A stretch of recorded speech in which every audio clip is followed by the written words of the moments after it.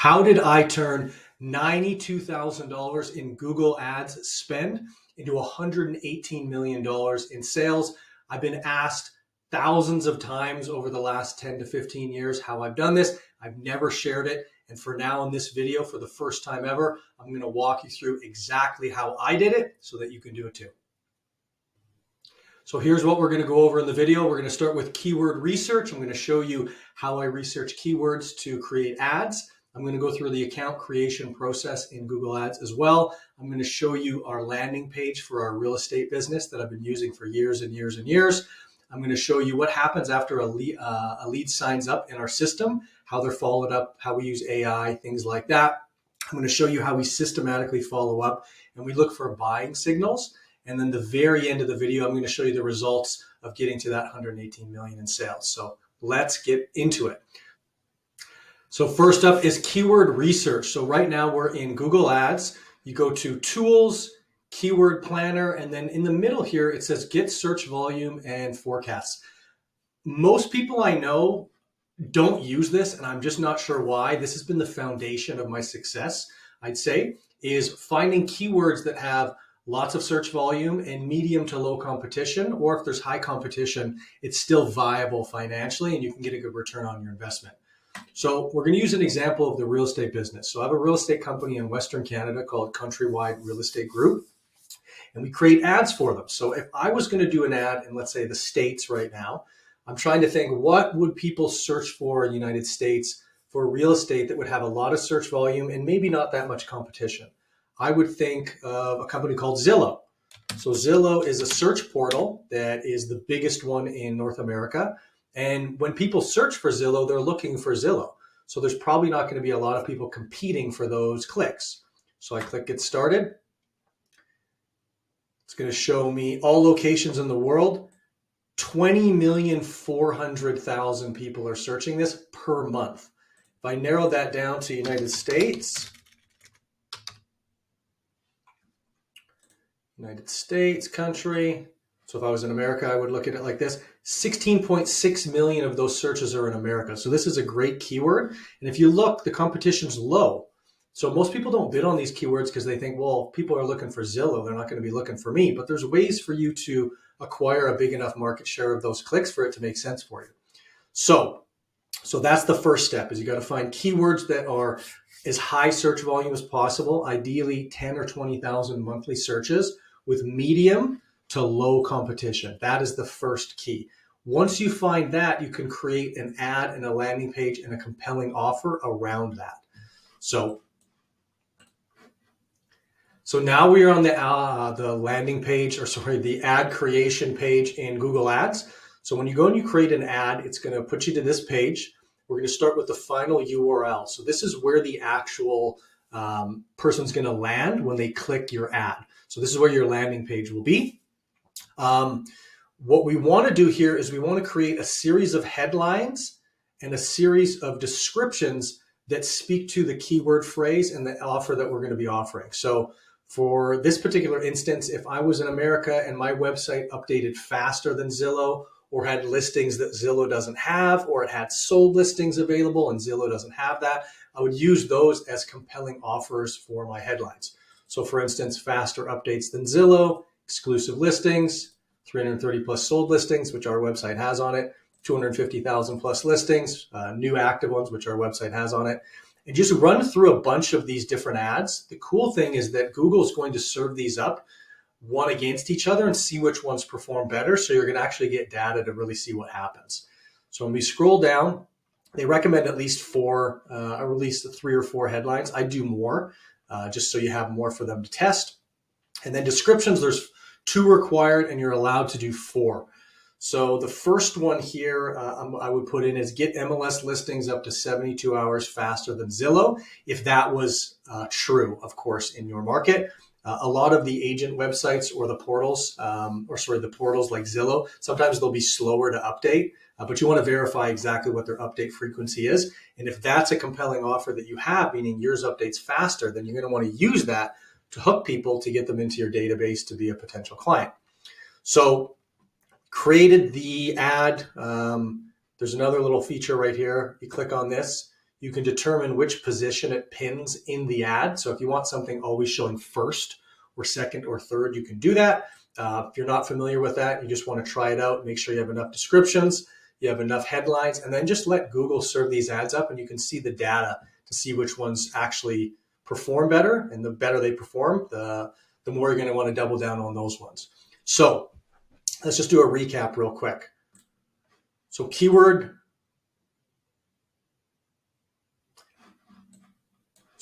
research, we found a keyword. Zillow is the one we're going to focus on for this example. We've gone through the ad creation, making sure that you match their search intent, so what they're searching on Google, and then what they see in an ad aligns and it's relevant. The reason for that is the reason people use Google, you use it, I use it, is because when you search something on it, it gives you a really relevant result very quickly. That is what you want your ad to demonstrate, and then Google will be much more likely to serve it up for you. So let's go to the landing page next. So when somebody clicks on the ad, let's say faster than Zillow, they're going to land on a page like this. They're going to land on a page like this. This is my real estate website, searchonlinelistings.ca. It's Countrywide Real Estate Group is the company that I own. So they're going to land on a page like this. They search for, let's say, ideally properties over $15 million would be ideal, because that would be a very good lead, very good client. And they land on a page like this. So they can see everything. They're like, okay, well, wow, this one looks really good. Let's say they click it, and then this page opens up. So what happens? And then this page opens up. So what happens here is it's called forced capture. So it allows them to find something on the website that they're really interested in. And then as soon as they want to see it, we're going to ask for their information.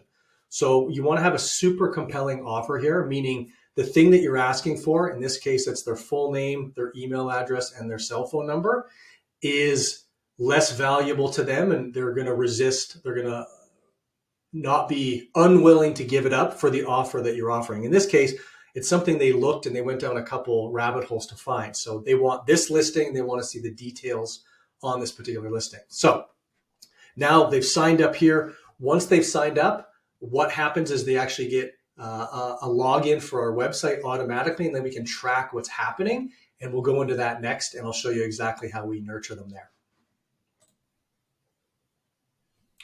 So now we're in our CRM, our customer relationship management system. So whenever somebody signs up on that website, it creates an account for them in our CRM, as well as an account for them on the website. So every time they go back in, it automatically logs them in. We can see what they're viewing, what properties, if they're favoriting things like that. So we see these ones have signed up recently. And what we can do is we can see when they've signed up, the last time they were back at the website, sort of what the last touch was. If the AI assistant, which is a AI assistant that we use through Google machine learning, texts them, messages them on the website, and tries to really warm them up and figure out which ones we really want to talk to here. So let's do another quick recap. So we've gone through keyword research, focusing on high search volume, medium to low competition, ideally, but if you need high competition, then that can work too. Ad creation, matching the ad to the what the search intent is on Google, and then the landing page is going to match and align with what they clicked, which I just showed you in the landing page. Now I'm going to show you sort of our AI systems and our speed to lead. The AI assistant will actually text the lead about 30, 45 seconds after they sign up, asking them what sort of information they're looking for, what sort of properties, if there's anything we can do to help. And it does this at scale. If we have 5,000 people sign up in a month, it keeps that same speed to lead on every one. And it will tag me or other members of the team or the company to let them know when they do certain behavioral buying signals, like request a showing, favorite a property, things like that. So let's go into one of those leads, and I'll show you sort of how we look at them and how we nurture the lead. So here we are. This is exciting part. We're in one of the leads of somebody that signed up on the website. As you can see, this person signed up December 10th, 2022. So about a year and a half ago, because we're July 4th, 2024 right now. The conversion process on these real estate leads is a lot longer than most online ones, because people start looking at real estate listings sometimes a year or two before they actually decide to sell and decide to buy. So for this particular one, She was on the website recently. She's looked at some properties here in Duncan, British Columbia. Looks like 1.1 million, 899. We can see what we call insights. So her lead score is out of 100. And the cool thing about lead score is it's tracking a bunch of factors to determine what's the likelihood this person is going to transact and buy or sell real estate. So when we look at the little analysis window here, is it shows top indicators, meaning there's active communication, they have a valid email, a valid phone, they've replied to one of the agent on the team emails before, and they have activity in the last 15 days viewing listings on the website.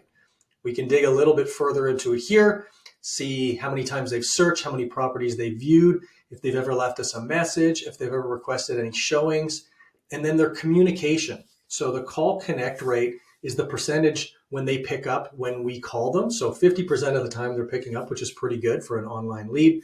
Email open rates 43.88, which is pretty decent. The email reply rate's low. So it seems like they're in the just looking sort of browsing phase, which is most people, until they get into that, I found the right property, or I really do want to sell my property. So let's go back over here. So systematic follow-up and looking for buying signals. So here, what I see in this one as far as buying signals is I see they were on the website recently. That is good. They have a high lead score of 95. That is good. And you can go in and you can see what their particular search is set up. And you can see when they're opening properties versus when they're not opening properties. So we want people to be opening the emails that we're sending them. So for instance, this one, so they viewed, they opened this one I was sent earlier this morning, and they opened it a couple hours later. So that's good. So this person, I would probably pick up the phone and I would probably call. So let me just put that right there. So speed to lead is very important in online lead generation, particularly in real estate.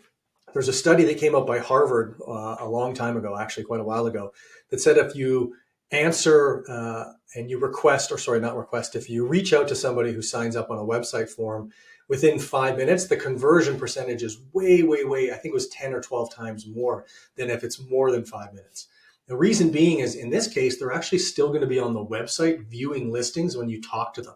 So the intro is pretty easy. You just say, hey, I noticed you were looking at some listings. Like, what can I do to help? So in this case, you can actually see the automatic texts that have gone out. So this one, after this particular went to the website, said, welcome back to our website. Here's some properties that you may be interested in. It automatically merge fields in their saved search criteria, meaning this link, if clicked, is going to show the kinds of properties they've shown an interest in and they've been looking at in the past. So it's a really good user experience. I recommend you build something like that for your systematic follow-up if it makes sense for your industry and the kind of leads that you're acquiring. But yeah, let's go do another recap. So keyword research, super critical. Ad creation, super critical. Landing pages, super critical. Lead signups and how you capture that, how you follow up with them, super critical. You got to get all these points right to convert. And then the results. So the last page here is my internal system. So here's the internal system right here of Google pay-per-click leads. So 154 transaction resulted in $118 million in sales. And yeah, something I'm really proud of. The return on investment for Google Ads for most people tends to be 1 or 2 times. Mine is many times over that. And I owe that to just being really diligent and making sure that I optimize my campaigns and using this process that I showed you over here. So focus on keyword research. That is a foundational part that most people miss. Make sure your ads are continually being A/B split tested against each other so that you're continually optimizing and getting better results. Tweak your landing pages. You can A/B split test those as well. By A/B split test, I mean every second person that views the web page or the ad sees a different one. And then you can compare the conversion stats on each of those. And then the one that converts better, you just keep using that one and you throw the one away that converts less. Make sure you have really diligent systems when it comes to lead sign up as far as follow-up and AI systems and processes. And look for buying signals of your particular leads. These leads on real estate, their buying signals are when they're favoriting properties, they're requesting showings, They're on the website all of the time. These are things that you want to pay attention to. We have automations built into my company where when those things happen, it notifies agents on the team so they can pick up the phone, connect with this person and serve them, and then we can result it in a transaction. And of course, overall results, 92,000 in ad spend resulted in 118 million in sales and counting. We actually have some forecasted ones that are set to close as well. But yeah, I hope that this case study of me giving you a walkthrough on how I built this and how I do this helps you. And I really, really appreciate you taking the time. And yeah, just follow me anywhere, YouTube, TikTok, Instagram. I really appreciate all of the support. So let's get after it. Let's get to work.